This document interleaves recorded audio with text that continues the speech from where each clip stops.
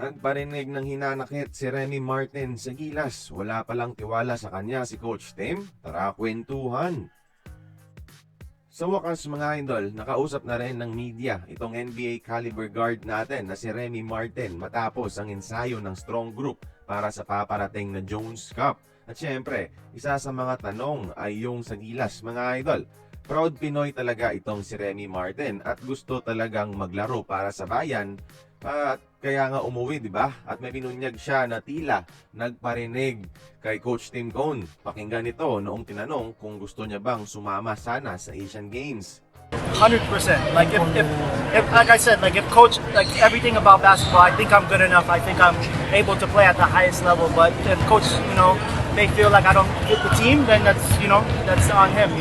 Rinig nyo ba yung pagkakasabi? Kung skills lang daw yung usapan, siguradong makakatulong siya sa Gilas. Pero kung feel daw ni Tim Cone na hindi siya fit sa koponan, nasa kay Coach Tim na yon mga idol.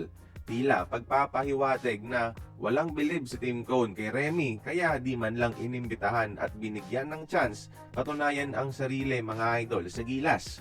Nga pala ha, ingat lang tayo sa Facebook page na ito, nagre-re-upload ng ating video sa FB. Paki-report na lang mga idol, Hoop Culture PH.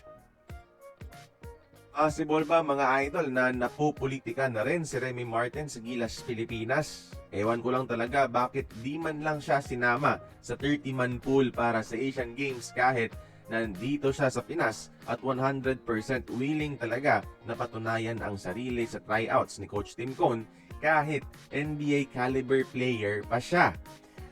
Di man lang talaga siya binigyan ng kahit katiting na chance mga idol.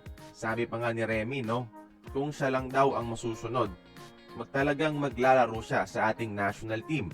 Pero hindi Sayang dahil malaki talaga sana ang may tutulong ng isang Remy Martin sa Gilas, Pilipinas sa upcoming Asian Games. Kaya kayong mga idol, tingin nyo ba? Napupolitika na rin nga ba itong si Remy Martin sa Gilas? Join the conversation. Magkomento lamang sa ibaba.